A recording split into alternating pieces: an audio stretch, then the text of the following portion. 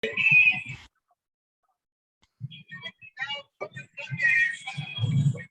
I request everybody to please be on mute and as and when requested, please on your audio and video, please. Thank you so much. Good evening, gentlemen. On the 75th anniversary of our Independence Day, Big Talk welcomes you all to the 5-day webinar on need and direction towards energy independence. We would like to thank Computer Society of India, Hyderabad chapter, Institute of Electrical and Electronics Engineers, Hyderabad section, Broadcasting Energy Society, Institute of Electronics and Telecommunications Engineers, Hyderabad, and Indian Society for Technical Education, Maturi Venkata Subba Rao Engineering College chapter, for collaborating to organize this event. Before I move forward, there are some points which I would like all the participants to take a note of. First point is, please keep yourself on mute. Only switch on your video or audio once you are requested to do so. Please keep your mobile on silent mode. We have dedicated question and answer session at the end. Hence, request you to please share your questions in the chat box. We will be taking those questions at the end of the session. On the social media, we are running a campaign with the name or the hashtag Big Talks India, Big Talks and Energy Swaraj on Twitter and Koo. So please tweet and Koo your valuable feedback there. As we know, we have the tradition of lighting the lamp whenever we start something new, and that is how we would like to start our Big Talks too. So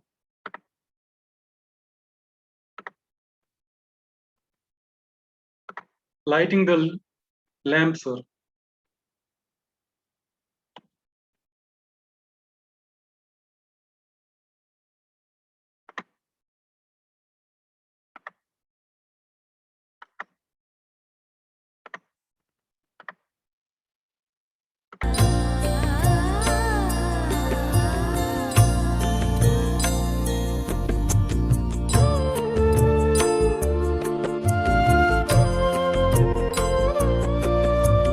शुभं कुरु त्वं कल्याणम् आरोग्यं धनसम्पदः शुभं कुरु त्वं कल्याणम् आरोग्यं धनसम्पदः शत्रुबुद्धिविनाशाय दीपज्योतिर्नमोऽस्तु ते दीपज्योतिर्नमोऽस्तु ते शुभं कुरु त्वं कल्याणम् आरोग्यं धनसम्पदः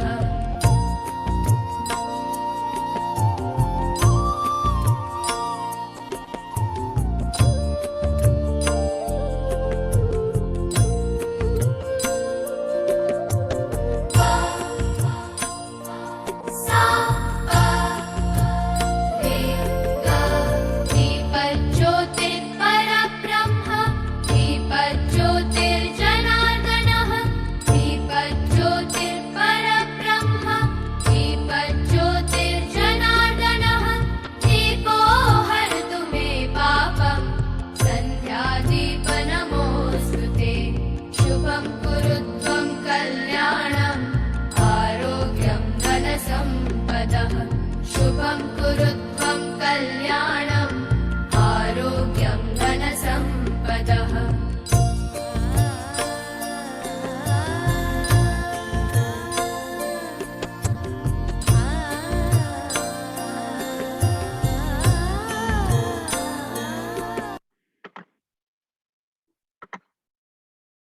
Thank you everyone. I would like to take this opportunity to appreciate presence of Sri Bala Prasad, Chairman of CSI Hyderabad Chapter, Namah Shivaya Garu, Secretary IET Hyderabad Chapter, and Chandra Dasaka, past Chairman CSI Hyderabad Chapter. We also welcome our speaker of the day, Sri Chetan Singh Solanki, a professor of IIT Bombay and founder of Energy Swaraj Foundation. He is the author of many books and international articles, brand ambassador of solar energy for the state of Madhya Pradesh, is currently living his lifestyle. He has decided to live in a bus that is run on solar energy for 10 years. He is an awardee of IEEE's global grand prize of 100,000 US dollars. Professor Solanki has also been referred as Solar Man of India by Times of India, The Hindu, and India Today. Some people also call him Solar Gandhi. Let us know from him about the need and direction towards energy independence. Sir, the platform is open for you, Chetanji. Thank you. Mute. Thank you, Amitabh ji, for a very kind introduction. And thanks everyone for joining on this wonderful day, the 15th August. I would like to wish all of you a very happy Independence Day. And we are also celebrating this year as Azadi Ka Amrit Mahotsav, you know. And this is really beautiful words, Azadi Ka Amrit Mahotsav. I hope we all understand and recognize the context in which we need to use these words, you know, and that we need from. In 1947, it was British Empire we wanted to have Azadi, but in today's context, it is not British Empire we are independent, but we are dependent on many other things. Energy is one of the very important factor that we are dependent on others.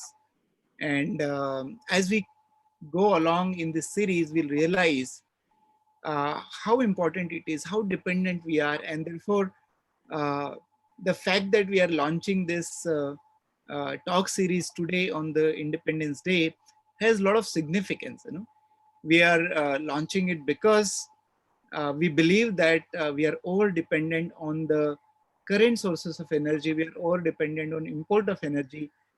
As a result of that, there are many issues, including the climate change. And therefore, the real independence will come when we are truly independent in terms of energy as well. So on behalf of Energy Swaraj Foundation, on behalf of all the participating organizations, Big Talk, once again, I welcome all the participants. Every day, 6 o'clock, we are going to have this series till next 5 days, including today. And I hope to take you through this journey of energy. What are the side effects? How does it affect the nation's progress? What are the alternative ways? How can we switch from fossil energy to solar energy? And eventually, how to move towards energy independence, isn't it? I'm personally very happy and excited to share this 5 days screen and knowledge with you. I hope there will be a lot of question answer, a lot of discussion that will take place. Amitabh and we have decided that I will not talk much. I mean, I will only put a brief about the topic every day, about 15 minutes or so. But the rest of the 40 minutes, 45 minutes are all available for question, answer, and discussion. So I hope to have a very lively discussions on this topic, which are really, really important. So let me also, can you please allow me to share my screen? Sure, I'll just make you host.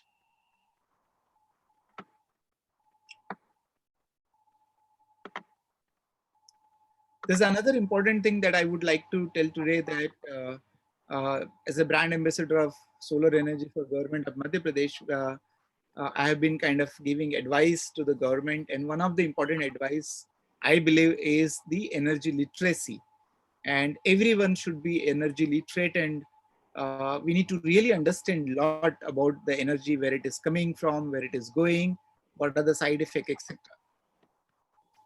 And unfortunately, even educated people are not energy literate, and therefore today in the independence speech, the Honorable Chief Minister of Madhya Pradesh um, has declared that Madhya Pradesh government will start a very big energy literacy drive in the state, and I think it is one of first of its kind of experiment that state is going to do in a very major way. I hope and I invite all of you to also join in such energy literacy drives, so that we can make everybody energy literate in the country, in the world, so that together we can solve the challenging problems that we have in front of us. So let me share my screen with you now. All right. I hope you are able to see my screen. Yes, yes, we are able to. Wonderful. So once again, this is the Energy Talk series on need and direction. Why do we need energy independence? What should be the direction of energy independence? And once again, wish you all a very happy Independence Day. And let us all celebrate 75 years Azadi Ka Amrit Mahotsav, so that we all can become energy independent in a very short time. So we are going to have this 5 lecture series every day. Today, we are going to talk about energy is everything and everything is energy. And in next 10-15 minutes, I will tell about it, and then we'll discuss as much as required. 16th August, that is tomorrow, I will talk about that climate change has happened already. It's not happening, it has happened. Again, a very important topic to discuss. Once we understand that it is caused by energy, the next thing is, how does the climate change is affecting the nation's progress? What are the things that happens in the country? What will be the side effects of the erratic weather event that happens in the country? On 18th August, we will discuss about how do we transit from fossil to the climate mitigation approaches, national security, etc. And last day, the 19th August, we'll discuss finally the philosophy of going towards the energy independence, the approach of energy independence. So these are the 5 topics that we are going to discuss. Stay tuned, and if you would like to invite other people to this talk series, you're most welcome to do so. All right, so let us start the topic number 1. Energy is everything and everything is energy. And this topic must create some question mark in your mind. Why do I say that? Energy is everything and everything is energy. So, and why this one, the first topic is like this, because the single most agenda of this talk today is to make you realize that we are using lot of energy, not small energy. We are using really a lot of energy, and many of us, we do not realize how much energy we are using. So as we go along the talk, you'll realize that we are using a lot of energy. That's our main agenda and takeaway message today. So coming back, energy is everything and everything in energy. And we have to understand this in the context of a philosophy. And one of the philosopher, very famous philosopher, Plato, he has written a book, The Republic. And in this book, he has mentioned that kings should become philosophers, or that philosophers should become king. Kings should become philosopher because kings are the direction provider for the praja, for the people. And if they do not think philosophically, it is like being like a headless chicken. So either the king should become philosopher, or only the philosopher should become king. And today in the modern world, we, the modern humans on this planet, we are the most evolved species ever existed on this planet, and therefore we are the kings of this planet. And if we are the kings of the planet, and if you are not thinking philosophically, you are only thinking economic growth, if you are not thinking the moral growth, if you are not thinking the academic growth, if you are not thinking the spiritual growth, if you are not taking the balanced approach of life on this planet, let me tell you that we are running like a headless chicken, and therefore we are facing all these problems that we are facing today. And let us keep this in mind, that it is important to realize the philosophical angle of everything that we do. So the first philosophical angle and the most important philosophical angle is our GDP growth, and everybody wants to increase GDP, isn't it? Who doesn't want it? Every officer want to increase GDP, every chief minister want to increase GDP, every minister, every prime minister want to increase GDP. And why? Why do we need an increase in GDP? So you ask people everywhere, why do we want to increase in GDP? And they say that because the increase in GDP will help us and creating a better future. It will give us a prosperity. It will give us a happiness, isn't it? So my question to everyone is that as we go along, our GDP is increasing, isn't it? Every year our GDP is increasing in India. Let's say our GDP has been increasing with 5%, 6%, 7%, 8%, even 9%. Does it mean that our smiles are also increasing with the 5%, 6%, 7%, 8% rate? Is it happening? No. Are our smiles are decreasing? And many people say, yes, our smiles are decreasing. So one side our GDP is increasing, but our smiles are decreasing. Our tension is decreasing. Depression is decreasing. Violence is increasing. So tension is decreasing. Depression is increasing. Tension is increasing. Violence is increasing. The suicide rates are increasing. The divorce rates are increasing. So it looks like there is something wrong in this world. And the important thing to notice that this something wrong is driven by energy. So that's another important reason why should we know everything about energy. Why everything is energy and energy is everything? Because whatever things are happening on this planet, which are, I believe, is not going in the right direction. GDP is increasing, but smile is decreasing. GDP is increasing, but nature is decreasing, something wrong. And that wrong is fueled by the use of energy that we do today. So on a very broad perspective, the entire universe is a play of energy. Everything is a play of energy. Everything that we do is a play of energy. In fact, in our scripture, there's our life is a play of energy, and there are good energies and bad energies, isn't it? There is internal energy and there is external energy. We also say use in our daily life, sometime when we are dull and we are low, we say, "Arey, energy nahi hai, kaam karne ki energy nahi," right? We say this. So sometimes our internal energy, our positivity, our smile, everything is also driven by the energy. And that's why it is very important to make that energy positive, make that energy high. And external energy, our machines, our mobile charging, our laptop, our lights, our fans, everything is also run by energy. So energy is very, very important in our life, and we do end up using a lot of energy. So the next question is how much energy we use, and the energy that you use is not only the energy that you use in terms of electricity. It is not only the energy that you use in terms of petrol and diesel. There is a lot more energy that we use. Many times we do not realize. So let us take an example, a simple example of brushing our teeth.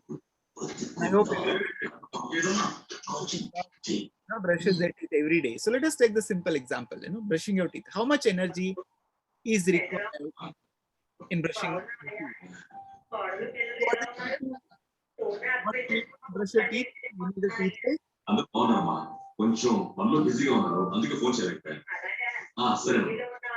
Can somebody switch mute their May I side? request everyone to please be on mute?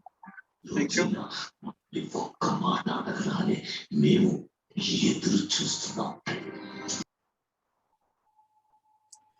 Sorry for disturbance. So So basically, let us realize how much energy is required for brushing our teeth, and as simple activity, few minutes activity that we do in daily life. For example, what do we need for brushing our teeth? We need toothpaste, and somebody has to manufacture the toothpaste. That requires energy, you know, and that manufactured toothpaste has to be packaged. That requires energy. The packaged toothpaste has to be transported to various locations. That requires energy.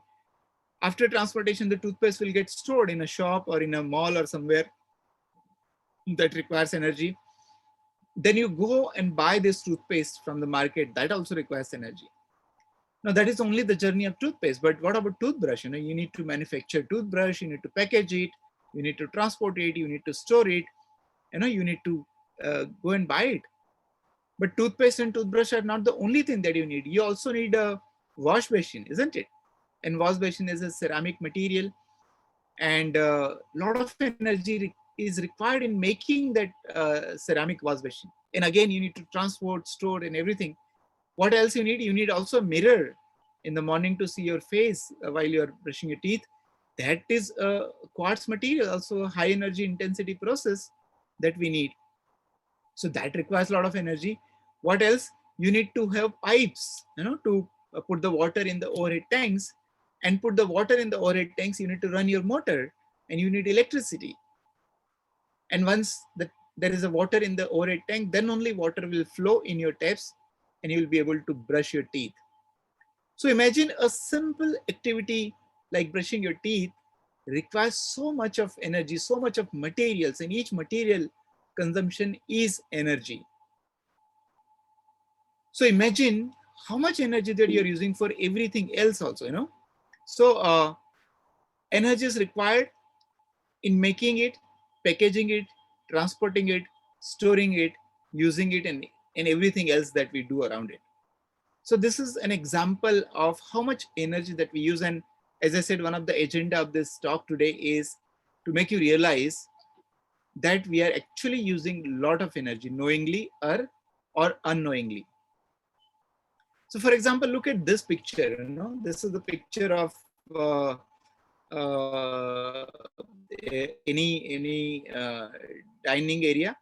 What are the materials that you see here, and how much energy this furniture would have used? You know, there is a dining table, there are chairs, there are almirahs, there are mirrors, there are night lamps, there are table lamps, everything. Now each of this material is again grown, processed, manufactured, transported, packaged, you know, stored, demonstrated, taken to home, and each of this requires energy. So what I want you to realize that the energy that we require is not just a running energy, not just electricity, but every time you use a material, every time you use a tile, every time you use it, you are actually using energy. And therefore actual energy consumption, or what is called embedded energy of the material that we use, is also very significant. Let us look at this materials, you know, how much energy is required in this material. So when you are constructing a house, you are actually using bricks, cement, concrete, sand, reinforcement, glass, plastic, wood, tiles. All of these things also require energy, isn't it? So just in your house, while making your house, by knowingly or unknowingly, you are actually ending up going to use a lot of energy by using this material. Let us realize this. Look at this picture. You know, there are so many appliances that are there in our homes. You know, refrigerator, washing machine, mobile phones, laptops, microwaves, TVs, whatnot, mixer, grinder, everything. All these appliances requires energy to manufacture them, to transport them, to store them, and also to run them. Now, these are all various sources of energy that we use. So not only this, we also require energy for transportation, residential, agriculture, everywhere. So in a way, what I would like to tell you that, imagine if an individual consumes so much energy to do all this activity, what would be happening at the level of the country? What would be happening at the level of the world? How much energy we are using? Enormous amount of energy. The modern lifestyle that we are using today has actually become dependent on so much of energy that we use. So what does it mean? It means that every minute of our life, every minute, daytime, nighttime, sleeping, walking, talking, working, every time, every minute of our life, we are using energy. Not only that, every minute of our life we are using energy, every square inch of space around us has a touch of energy. We have used energy. And that is one of the reasons why I say that everything is energy around us. And knowingly or unknowingly, we consume a lot of energy, really a lot of energy. And I hope with the discussion so far, you must be getting a sense that it is actually happening around everyone's life that you are living either in home or office. One another thing I want you to realize that this modern lifestyle is becoming more and more energy dependent, more and more. Every time we buy a gadget, it runs on energy. Everything that we do anything extra that requires energy, isn't it? And because it is more and more energy dependent, I think it is also becoming very fragile. Our lifestyle has become very fragile. So what you do is just for a moment, imagine and just take energy out of our lives and see what would happen. What would happen if there is no energy supply and if you are not able to pump water to overhead tanks, your water will not run, tap will not run, you will not be able to flush, you will not be able to use toilet, you will not be able to use kitchen, isn't it?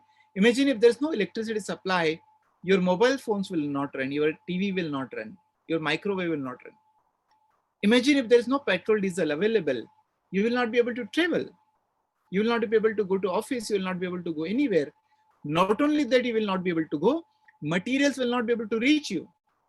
Vegetables will not come to you, grains will not come to you. You will not be able to eat, you will not be able to cook anything. So imagine the moment you take energy out of our lives today, we cannot live, we cannot survive, we cannot eat, we cannot drink, we cannot work, we cannot sleep, nothing. So much is a dependence on the energy. And therefore, as we are becoming modern, we are actually making our lifestyle very fragile. And why I'm saying very fragile? Because most of the energy sources that we use today, this energy comes from the fossil fuels, the coal, petrol, diesel, I'll show you. And this energy supply sources are not infinite, they are finite. And therefore, our dependence on these sources are making our lifestyle very fragile. So does energy use or affect growth? Many people will say, I need energy because it affects your growth. Answer is yes. Because again, everything is energy. Energy is everything. Energy is social growth. Energy is economic growth. Everything is energy. And this chart here I'm showing you is a chart of 17 sustainable development goals, or we call them SDG. And these goals are, goal number 1 is about poverty, goal number 2 is about hunger, 3 is about health, education, gender, sanitation, economic growth, sustainable consumption, climate change, everything, even global peace and global partnership is also energy dependent. So the center of all sustainable development goals is energy. And therefore, energy is a very important parameter of anybody's growth or everybody's growth or any country's growth. So it's a very important parameter, and it is very much connected with our Human Development Index also. So this graph shows that as our energy consumption grows, on the x-axis there is energy consumption, and y-axis there is a Human Development Index. Human Development Index is sum of the health and income and education. There are 3 major parameters in the Human Development Index. So a good Human Development Index of a citizen in a country also means that there's a good education, there's a good income, and there's a good health services available. So you can see that there's a clear-cut relationship between energy consumption and also the Human Development Index. So energy consumption does affect our growth. Energy consumption does affect our economic growth. So this chart shows that the GDP of the country, the y-axis is energy use per capita and the x-axis is the GDP. So there is a linear relationship between the energy use and the GDP growth, economic growth. So yes, the consumption of energy affects our growth also. And therefore, a economist today, therefore a minister today, the chief minister today, the prime minister today tends to believe that we should consume more and more energy, more and more energy, more and more energy, because everything is driven by energy. And therefore, there is a belief that we should actually consume more and more energy in our daily life. But let us look at where this energy is coming from. What are the sources of energy that we use today? So all this I'm showing here on the screen here, the crude oil, coal, wood, tidal energy, solar energy, biodiesel, oil, natural gas, hydroelectricity, biomass, wind, nuclear, kerosene, all these are sources of energy. So good, there's a quite a mixture of energy sources that are available to us and that we can use. But the problem is we do not use all these sources in equal proportion. Look at this graph of energy consumption with respect to time and years. So this is a graph of about 100 years, 200 years from 1800, I'm sorry, from 1800 to 1900 to 2000. And if you look at the current time, our energy consumption, 80 to 85% of our energy consumption comes from three sources: coal, oil, and gas. And I think that is a very, very big problem. Coal, oil, and gas contributes to about 80 to 85% of energy that we use. So though we have many energy sources, though there is solar energy, though there is a wind energy, there's a biomass energy, there's a tidal energy, wave energy, all kind of energy sources are available. But predominantly, the world today, this modern world today, use 80 to 85% of energy from the fossil fuels. So we are very much dependent on the fossil energy use, but there are problems. Why? There's a problem because the fossil energy use also results in climate change. The fossil energy use means carbon use. You know, every time we use carbon in our kitchen, we use LPG. In our vehicles, we use petrol, diesel. For electricity, we use coal. Every time we use these resources, we are responsible for emitting carbon dioxide, and therefore, which is responsible for climate change. So we will not go into the details. This is the topic of the talk 2, that is tomorrow. But let us realize that we use a lot of energy. And second thing is, all this energy, or most of this energy, comes from the fossil fuel, which is the cause of the climate change and the cause of trouble that we are facing today.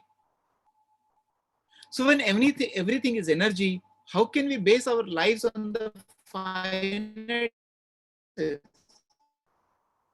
And coal, kerosene, all these are finite energy sources. So therefore, it is not even intelligent of us to actually depend so much on this finite energy sources. So that is really not really intelligent of us to actually depend on this. And therefore, we should think always about alternative energy sources. We should always think about the basing our life, basing our economy on energy sources which are as infinite as the existence of human life on this planet. So therefore, the next question is, how ideally we can fulfill our energy needs? And we are going to discuss more on this. But I think there are two fundamentals. It does not matter whether it is coal energy, wind energy, biomass energy, solar energy, but there are two fundamentals of the laws of existence and human existence. So this is based on Gandhian philosophy, and we will discuss it more again in future, but very simple fundamental that we should use, that in an ecosystem of finite resources, there can only be finite consumption. So everything that we consume today in this world has to be finite, because everything is finite on this planet. Earth is finite, isn't it? The resources are finite, water is finite, energy is finite, everything is finite, and therefore our consumption has to be finite. That's a rule number 1, and this is the law of human existence. Second law of human existence is, in an ecosystem of finite resources, there has to be distributed production. We should distribute the production, not the centralized production. And unfortunately, unfortunately, the nature of coal energy is such that we have to have the centralized production, and therefore we need to really think of alternatives. So whenever we think of alternative in consuming energy, we must think of limiting our energy consumption.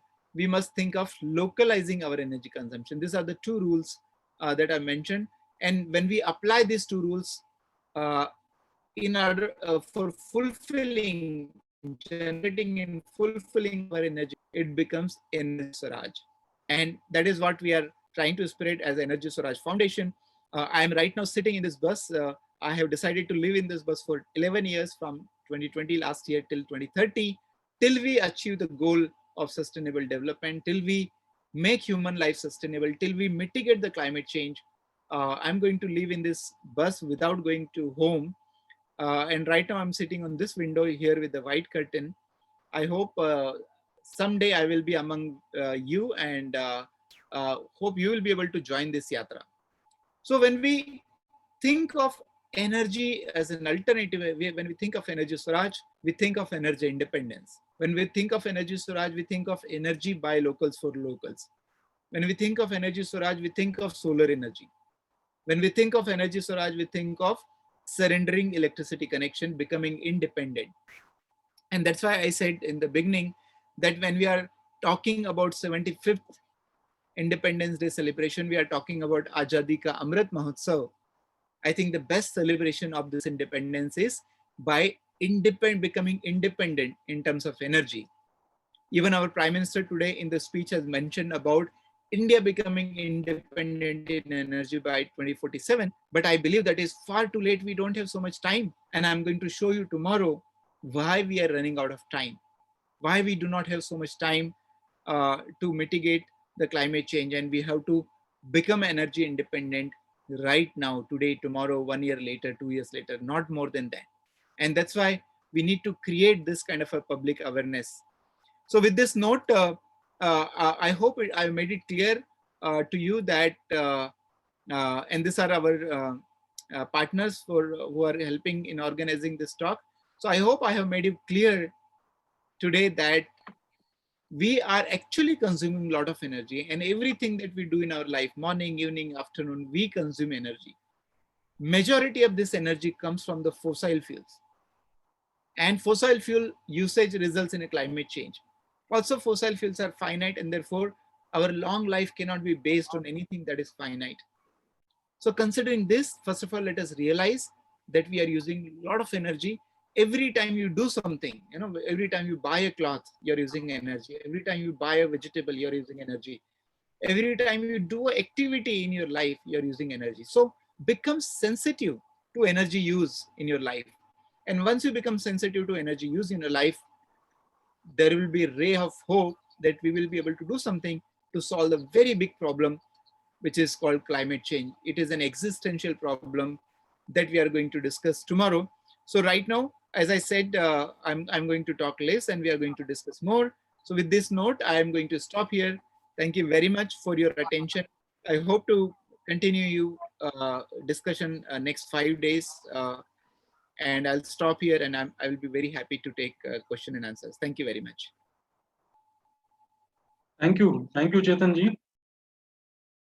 Actually, while I was listening to you, I was surprised. Means brushing teeth requires energy. Means I always connected energy and electricity. That was something there in my mind, and I suppose majority of us, unless who have gone into details of energy, that is the concept which we had never realized this fact. So just if I may put a question to you, what is the magnitude of energy if I am taking bath in say warm or a hot water? So I just wanted to understand that, if you can throw some light on that. Sure. I mean, so every audience, I understand that just using, brushing your teeth, which is such a small, simple activity, requires so much of energy in the form of all the material that you use. Heating the water, water is one material which has very high heat capacity. Those who are engineers, particularly mechanical engineers will understand. There's a very high heat capacity. So if you want to heat 1 kilogram of aluminum and 1 kilogram of water, the heating 1 kilogram of water to the same temperature will require 10 times more energy than heating 1 kilogram of aluminum to the same temperature or copper to the same temperature. So first of all, heating water requires a significant amount of energy because of high heat capacity in technical terms. So just to give an idea that when we use geysers, and these days there are instant geysers everywhere, and these geysers are about 2 to 3 kilowatt of power. And each time we take a bath, you must be using it for about 10-20 minutes of running the geyser. And if that is happening, 10-20 minutes of running geyser will be equivalent of 1 unit of electricity consumption, 1 kilowatt hour of electricity consumption. And 1 kilowatt of our electricity consumption is equivalent of 1 kilogram of carbon dioxide emission, because 75 to 80% electricity that we consume today comes from the coal energy. And therefore, each time you take a bath, you are responsible for emitting 1 kilogram of carbon dioxide. And this 1 kilogram of carbon dioxide, once it goes to atmosphere, it is going to stay there for about 200, 300, 400 years. And it is going to cause global warming for 300-400 years. Your 1 day bath is equivalent to, your 1 day of comfort is equivalent to discomfort of 300 and 400 years. So that should tell you the magnitude of energy that you consume in just taking one single bath.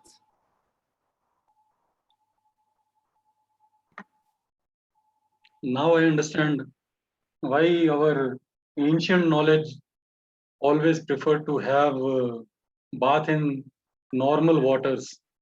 They never, what we say, simplified, saying that, okay, go and heat the water and then do that. Now I think that makes a point.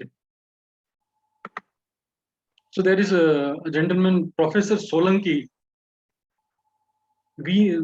Somebody has posted a question. We need energy to exist, and it was so in earlier times.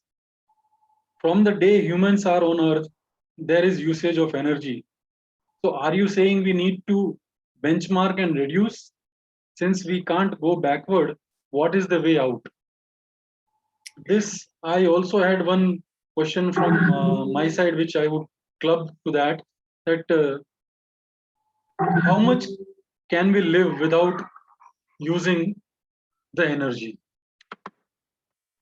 Well, thank you for posing this question. And question number one, that we need energy, of course, to survive and exist. We need energy to work. We need energy. The problem is that we should definitely generate and consume energy. But this energy, if it is a limited energy, like fossil energy, if it is limited and it has side effect, that definitely creates a problem in a long run. And 150 years back, when we started using coal and petrol and diesel and LPG, we did not realize that it is going to create such a problem. But even Gandhiji mentioned in as early as 1915, he said, look, I mean, whatever we are trying to do with all this coal and going to create and creating comfort, we are going to pay someday. So it is always going to be the case, but somehow the economic criteria overpowers the other criteria of living on this planet. And that's why I said in the beginning, it is important to be philosophical in deciding the approach of your life. So yes, we need energy, and only because of energy we are here. And we are using solar energy in a big way. We eat food because of solar energy, isn't it? We cannot grow food. So the lot of energy in the form of food we are consuming because we are using solar energy. We are breathing every minute, and therefore we are using oxygen, and this oxygen is coming because of the photosynthesis. So therefore we are using energy. We drink water, and there's a water cycle because of solar energy. So we are using energy. So what I'm trying to say is that we need energy, and there's a lot of energy flowing, and we are using already from the natural resources, from the solar energy and wind and biomass. What we need to do is base our life on resources which are infinite, base on our life which does not have side effect or has a little side effect, and then you generate as much as energy you want. But I have seen somebody has posted in which is true that every time you do an action in this planet, there is a side effect. And there is a thermodynamic second law that entropy always increases whenever you do something. And therefore, the best thing is do as little as possible, be in as synchro and as sync with the nature as much possible, so that whatever side effect we create by generating and consuming energy, this is within the tolerance limit of this planet. And as long as we are within the tolerance limit of this planet, we will be able to have comfortable, beautiful life, which we all can enjoy. And that is what ultimately we want. We do not want BMW so that we feel good about it. We do not want big house, but you want big house so that you feel good about it. And you want to be happy. And just to be happy, you do not need all these materials and all these big gadgets and energy usage. You can be happy in many simpler way also. So that philosophical way and angle is very important, that GDP is increasing but smiles are decreasing. Why we are doing this? Let us pause for a minute and realize why we are doing this. And the moment you realize, oh my God, there is something wrong, you will automatically start to take corrective actions.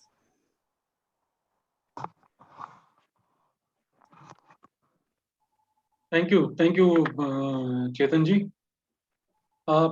This brings to a question where I think Chetan Kothari has a point over here. Usage of universal natural energy is also leading to global warming. So there is something which he wants to understand, how we can balance. If I am not wrong, I am understanding the question of Chetan Kothari. He is trying to understand how we can balance both the thing. Well, it's very simple. As I said, every action that we do, there is a entropy. It results in entropy increase. So number one, you fulfill your energy needs in a passive way. Use your science and technology there. Generate more science and technology to passively get our things done. In our ancient times, for example, there were not fans, but the buildings were cool. It was naturally ventilated, naturally lit. How can we design buildings? How can we do things which are natural in itself so that we do not need to generate energy and fulfill energy? However, there are ways and times when we require energy generation and consumption. As I said, if you're going to do within the tolerance limit of this planet, there is absolutely no problem. Everybody has a tolerance limit. The planet ecosystem also has a tolerance limit. So do things within the tolerance limit of this planet. Then the human life will be sustainable. There will be a sustainability of life on this planet. Okay, very true. So I move to the next question, which is, I mean to say, everybody is knowing that energy is driving our social and economic life. So do you not think that we should promote more energy consumption, Dr. Chetan?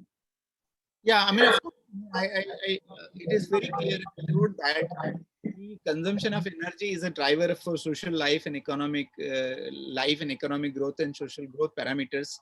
All are energy dependent, and therefore the attraction is that we should consume more energy so that my economy is growing, my health system is becoming better, and everything, income is becoming better. We should do this, but we should not only do this. We should not only grow the economic parameters and forget about environmental parameters. We should not only grow the economic parameters and forget about the mental parameters. The depression. What is the point in increasing GDP but becoming more depressed society? What is the point in increasing GDP and becoming more ill society? What is the point in increasing GDP and creating more hospitals? It looks something like contradictory. This is not we want to increase GDP. I want to increase GDP for what? I want to increase GDP for increasing my happiness, my health, and to live comfortable. But look at the history of last 30, 40 years. GDP is increasing, but are our life becoming simpler? Are we enjoying more? Is the brotherhood increasing? Is the love among people increasing? No. So what I'm saying is, yes, the energy consumption are driving parameters for the social and economic growth, but let us realize and make a holistic approach and picture where I worry about economic growth, where I worry about the social growth, where I worry about my spiritual growth, where I worry about my moral growth, and where I do all these things without affecting the nature, because ultimately I am living in the nature. I cannot live without nature. I cannot live without air. I cannot live without water. I cannot live without soil. So if my economic growth is affecting my soil, if my economic growth is affecting my water and polluting rivers and forest and everything, I'm stupid. And that's why I feel that this modern world and the modernity is more like a stupidity. How can a modern human destroy the very same air, water, and soil and forest, which are life supporting? You cannot live without air, isn't it? You cannot live without water. You cannot live without river. You cannot live without forest. So if your economic growth is killing the forest and destroying the river and polluting the air and polluting the water, don't do this, please. Because ultimately survival is more important than the economic growth, isn't it? So what I'm saying is, we have forgotten in this blind economic growth the balance that we need to make between the growth and social parameters, spiritual parameter, moral parameters. And our spiritual leaders, our forefathers did that. They knew in all our scripture it is written, balance banana hi जीवन की असली चतुराई है. That is the real skill in life. It is very important to grow in just one direction, forget about others. So you're right that social and economic parameters are energy dependent, but let us not do it blindly.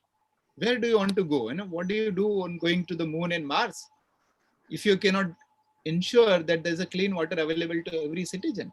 What is the point in going to the Mars, and if you cannot ensure that people are not dying out of the heat waves and they are not dying out of the cold waves? What is the point in doing that? So let us look at the holistic picture before we think of generating more energy by whatever means. And even if it is renewable energy means, let us think it carefully and then only generate and consume. Right. So, Naveen Mahadasyam has a question pertaining directly on this part, Professor Solanki. What he is saying, that he understands that the solution lies in somewhere solar rooftops and construction of solar rooftops. But what he is saying is that where do we have these type of engineers? Our education system is not giving this type of engineers. We are not able to, institutes are not there which are giving knowledge of installing these solar rooftops and all those things properly. There are no teams. There are less quantity of people are there on this. So how do you think this can be rectified, Chetan sir? Yeah. So the solution fully does not lie on the rooftop. Let us understand that also, right? We, the modern humans, have the history of solving one problem and creating two, right? And that is how the last 30-40 years we solve one problem, create two problems. So let us not use so much of rooftop that we create another problem of disposing the waste and all. So that's why I want to make it very, very clear that what should be the approach. And my last lecture is exactly and precisely on this. If at all there is a problem, and there is a problem, if at all we want to solve it, what should be our approach? How should we become energy independent? If you are going to use blindly the solar energy, ladies and gentlemen, let me tell you, and you can write on the wall, you are again going to create another problem. So let us understand this and do it properly. Do not create another mess and solve one mess. Okay. Now you're right that yes, we do not have so many engineers where we can use them to convert our rooftop with the solar. But let me also tell you that solar energy is not a rocket science. It is very simple. And in my earlier 2 years back, I have trained 10,000 women to make their own solar product. They have sold solar product. They can repair it. They can maintain it. The women in the village area from UP, Bihar, Assam, Jharkhand, Odisha, Rajasthan, some of them are also running the factories now. So yes, I mean, we may not have right now, but there are courses that I have designed, and by the way, it is available on the YouTube during the last Corona times. Each one of you can design your own solar system. It is as simple as that. You can go to our YouTube channel, Solar News and Knowledge. Each one of us, I believe, and I guarantee that if you actually go through those 15 lectures that are there, you can design your own solar system. But if not, there are many trainings that we are conducting. There's just a few weeks back, we have conducted a training for 33 institutions, 200 people joined it. It was 6-day superb training, hands-on training. Everything is hands-on. You come and practice. And here in Bhopal, we are creating a center where it will be, anybody can just walk in for training. Even a housewife can also come and walk in and, get learned and train herself to basic knowledge about solar energy. So from housewife to the school student, to the college student, to the entrepreneur, to anybody who wants to learn solar, this center will be available for people to use it. Not only that, we are also having a 24-hour, not 24-hour to begin with, a phone line where everybody, you can have any question on solar energy, will be able to answer you. Just wait for a couple of months and these services will be available. But I agree with you, we need to create more engineers who know actually the solid work and do a good quality work so that solar, gets a good name. Right now, the solar installations has always been created to create a bad name, and a street light doesn't work. 70% street lights, which are a showcase, is a good example of how things doesn't work. We need to create a showcase where how things work. And there are, if you do it right, there's no reason why things doesn't work. Yeah. So this leads to another question, Professor Sir. Since you are connected and brand ambassador for MP government, maybe this question will be of important point for you. Arvind Bhatia has a question saying that when governments are distributing free electricity, what is the need for me to go and create a solar panel, tie the nut bolts and all those things, and then create it? I am getting it for free.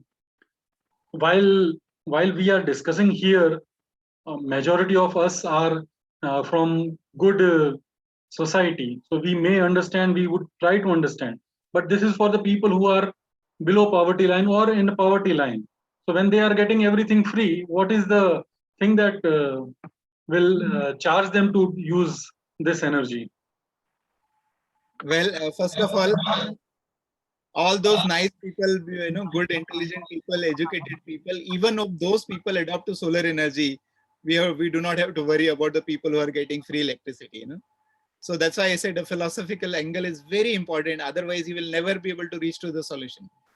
Second thing is that yes, it is important to bring the change in the policy.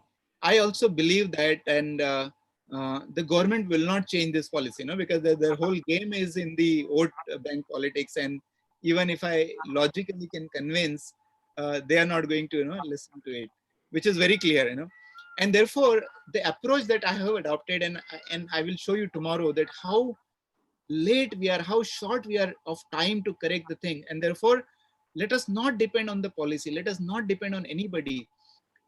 You should do it. You ask, why should I, put the solar power on my rooftop? For one simple reason, that if you are not going to do it, gentlemen, your children and their children are going to suffer a big way. They are going to pay the price of you are using fossil energy. They are going to suffer in a very big way. At least for the God's sake, for your own children, do something, forget about the government and forget about Adosi and Padosi, what they are doing. If you have any love for your children, and if you really want to do something for the sake of your children, please do it. Please do not use free energy, even if it is available. And let me quote one of the statements from a Saudi prince, where the whole economy runs on the oil. And he said that the Stone Age did not end because of the lake of stone. The Stone Age did not end because of the lake of stone. The oil age will end much before the oil ends. We do not have to wait till you finish the consumption of oil and petrol and diesel, because things are so bad already. I will show you tomorrow how bad things are. So oil age will end much before the oil ends. So therefore, if forget about government policy who is doing what, let us start from I. I am the one who has contributed to the climate change, and I am the one who will correct it, not for anybody else, but for my own children and their grandchildren. Isn't it a beautiful way to express your love for your children, to not become the part of the pollution, but become the part of the solution? Else your children, the moment, the day they will understand that it is you who has done this, he will pick up something and shoot you down. Stupid, you have not left clean water for me. You have not left clean air for me. You have not left a clean soil for me. You have not left a clean river for me. You have cut down my forest. You have not let me live on this planet. Before they understand and do something, let us correct it. Let us correct our mistakes. Right. So, Professor Sir, just wanted to give something which we have started recently, and this initiative came from my wife only. Every Sunday, Saturday we have still not started. Every Sunday, we try to minimize use of electricity. I mean to say the tubes and the bulbs. Instead of that, we use diyas. And I am fortunate to, with blessings of Gaumata, that I have cow ghee available, desi cow ghee available. So we burn that diyas Sunday night or evening, whatever we say, 2 hours, 3 hours, when kids don't need to see TV and all those things. So that is how we do. So how do you think, can this also be a good way of energy consumption or sustainability? Well, I think, first of all, let us realize, and by the time of the 5th lecture, all of you will realize that small measures are not going to work. We have come to a situation where we have to fight it, fully, and adopt to renewable energy completely, 100%. So ये are पार की लड़ाई है अभी. This is not a question of can I reduce my consumption by 5%, 10%. No, that is never going to be sufficient. So yes, these are all good measures and we should definitely do it. But let us realize that these are, a drop in the ocean of correction that we need to do it. And unless that realizations come, we will not be able to solve the problem. And as I said, listen, wait for tomorrow and you will understand why I'm saying this. Just wait for tomorrow. Yeah. So Mr. Sanjay has a question saying that solar power is available only in daytime. What about night? How can we, is there any initiative where we can utilize that during night time? So I think maybe this is something which everybody will be having a question, that sun is available only in daytime. So Yeah. Professor Sir. So the talk series is also available for 5 days. It's not only today. So of course there are many questions, but just to briefly answer you, that I am sitting in my bus right now and it is already dark outside. You can see, you can't see, but there is a light, and it is all solar powered, and there is a storage systems available today where we can store, and there is a kitchen on the backside you can see, and I can cook also, right? So what I'm saying is storage technologies also increase enormously, and then we should be able to do all our needs even during the dark hours. And as I said, best thing is avoid the need during the dark hours, but we can do that. And then Ravi has raised the hand. Ravi? Yeah, Ravi, you can unmute yourself and ask the question.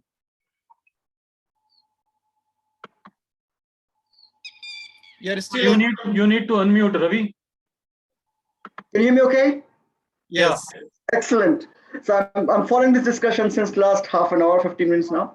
Quick one. So what's the biggest problem? Is that the energy consumption or is that the source of energy? I mean, which problem we need to tackle right away? Well, I mean, the problem are both, both. The source of energy is definitely a problem.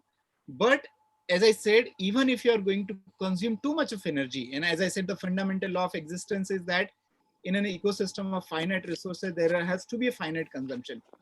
Solar energy may be infinite, but the materials that you are going to use to convert solar energy into electricity, the materials that you are going to use to store energy is not going to be infinite. And therefore, both the source of energy and how much we consume is also a problem. And we have to tackle the problem from both ends. Let us change our source from where it is coming, and also let us limit our consumption so that we are well within the tolerance boundaries of this planet. So both needs to go parallelly, or we need to tackle one problem right away and one problem we could wait for maybe 5 more years or something? No, I mean, both has to happen, should have happened yesterday, but Yeah. anyway, do it today, that is also good. Right. So maybe a quick follow-up question, sir, because I heard about the announcement that India is becoming or aspirant to become a global hub for green hydrogen. Do you think that could be a game changer? Well, I mean, what happens, Ravi, that every measures that I see keeps coming from various countries, they do not follow these two basic fundamental laws that I have mentioned. Limit your consumption, localize your production. If you are violating any of these two laws, doesn't matter we are generating hydrogen or solar, this, you are eventually going to run into a problem.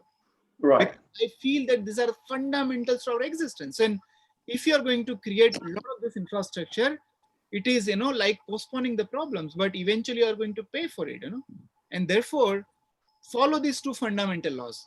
Then only, because even, the planet has a limiting, tolerance limit, it has boundaries. And like as we modern humans have been doing, solve one problem, create two problems. Let us not do that. Not two, sir, many problems.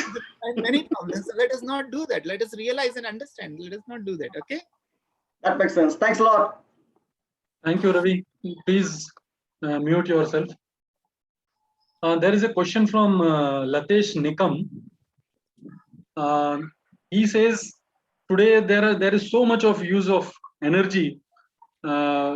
Even nowadays, radio region energy, that is UV, X-rays, etc., affect our lives on daily basis. To this, I would like to add mobile energy, that also affects laptop energy, that affects. So how can we get rid of these things, or how can we see that minimum damage is done to us? All right. First of all, I'll take one more question after that, and then we have to close the session for today. We are already well over the time.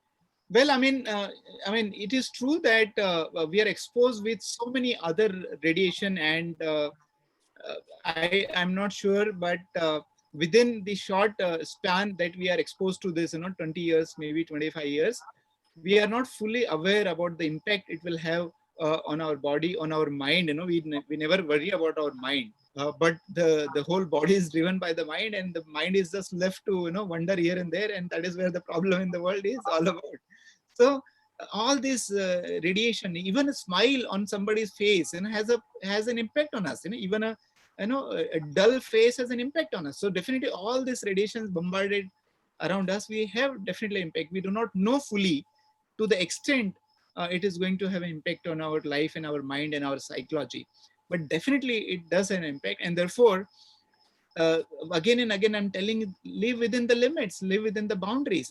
It's not that we do not need to develop science and technology. We should develop science and technology, but use it very diligently, use it very intelligently. Otherwise it will become like bandar ke haath mein ustara, and we are all behaving like bandar ke haath mein ustara. We have so much of science and technology, and we are creating problem for ourselves. How can we pollute the air that we breathe every minute? We cannot live without a minute for breathing air. How can we pollute water? We cannot live without drinking water, for 3-4 days. But we, all the modern humans, are using our science and technology so blindly that we are ending up in destroying our own life supporting system. That's a really stupidity. So live within the boundaries and enjoy the life. Really, the real parameters of growth should be how much your smile is growing. Real parameter of growth should how much is the glow on the face is increasing. That is the beauty that will create, and that will be really the real test of the life. And I feel that most of the rich people are very poor in this case. They do not know what it is. So Chetan sir, as you said, last question, but I would like to club 2 questions and ask you 1 question. So the thing is, our energy consumption is very much less compared to the developed countries. So how can we increase that energy consumption? First part of one question. Second part is, do we have a mechanism or model for generating and consuming energy which is actually in line with the nature? Thank you for being so kind that you have not clubbed 10 questions into one question. Well, I mean, yes, I mean, it is true that different people, different countries are in different stage of evolution, I would say. And some countries have used a lot of energy and they are consuming a lot of energy. And because somebody is consuming a lot of energy, I should also consume a lot of energy is not going to work. It can never be the approach for correction. And therefore, the intelligence lies in the fact that how can we create this as a opportunity? How can we create a energy ecosystem where smartly I consume less energy and do a better job, where I can innovate, where my lifestyle can be innovated. And I'm sure it is not the growth and the economic growth is only one factor, but there are so many other parameters. And had it been only economic growth as everything in life, people in America and Europe should have been very happy, very smiling, very glowing. Is that the case? No, that is not the case. And therefore, in reality, there are many dimensions of our life and to live a happy life. And like, look at Bhutan, the GDP is not the parameter. It's unfortunate that every country makes GDP as a parameter. Let us make a well-being as a parameter. Let us make a well-being or the happiness as an index for the growth. And if we do that very smartly, without consuming a lot of energy, with being local, I think we should be able to create a beautiful system where equity increases, love increases, happiness increases, and we live in sync with the nature. That is where the smartness lies in, and it requires a smart. It is very simple to do. And let me quote another statement from a British economist, E.F. Schumacher. He has written, "Small is beautiful," and he said, "Any intelligent fool, note it down. Any intelligent fool can make things bigger, more complex, and more violent. It takes touch of a genius to make things simpler and smaller." So it is any stupid can do this. What is the point in making 10-story building, 20-story building, six road, 6-lane highway? Any stupid can do this. Any intelligent fool can do this. It takes touch of a genius to make things simpler. And it requires geniusness to make things simpler and smaller. Let us be smart enough. Let us not compete. उसने इतना किया तो मुझे भी इतना करना है. You are never going to win that race. But if you want to go ahead, let us act smartly, let us act locally, and let us fully celebrate and enjoy this life. Become part of this Amrit Mahotsav, Azadi Ka Amrit Mahotsav. Now, Azadi Ka Amrit Mahotsav will come when I am independent from my mind, from my thoughts, from my energy needs, and all that are required to live. That will be real Azadi Ka Amrit Mahotsav. And I hope if we can really do this, India or any other country can really grow significantly without affecting the nature, so that we leave behind a planet where our children can also live and enjoy the life as we have done in the last 40-50 years. So with this note, I think the time is up already. Tomorrow there will be talk on climate change has happened. It is not happening. It happened. I would going to put you the numbers and facts to realize that how bad the situation is. And stay tuned and hope to carry forward this tomorrow at 6 o'clock. It's an see you.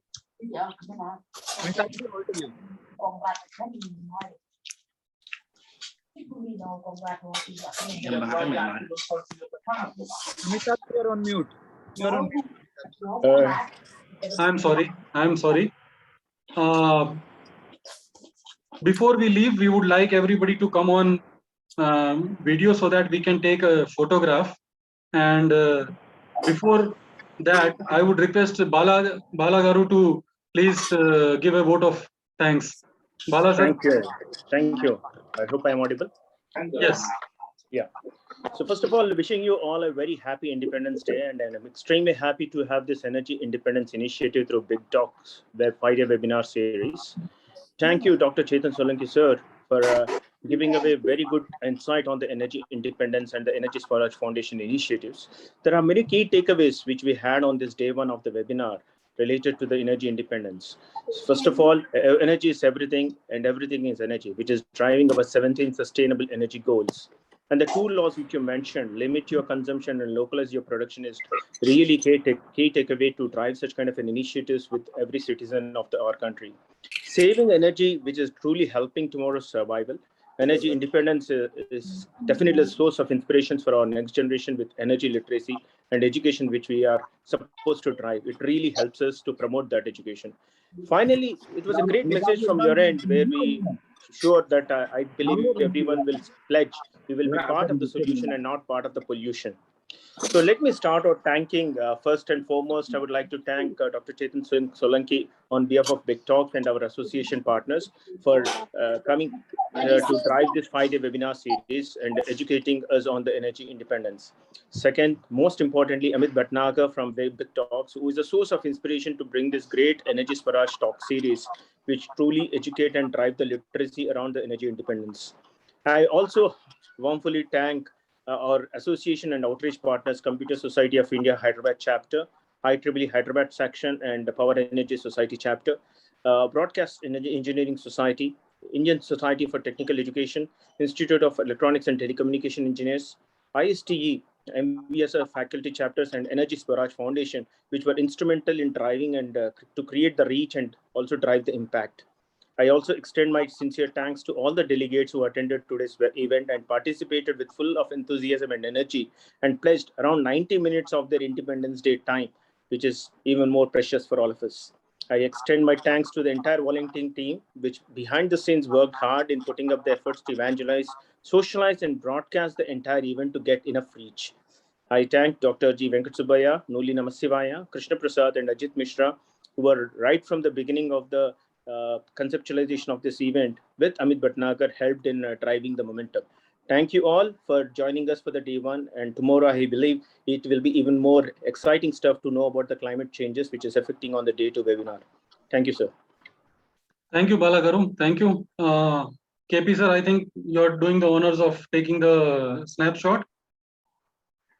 Okay, thank you. Thank you, everyone. Thank you. Indeed, it was a learning.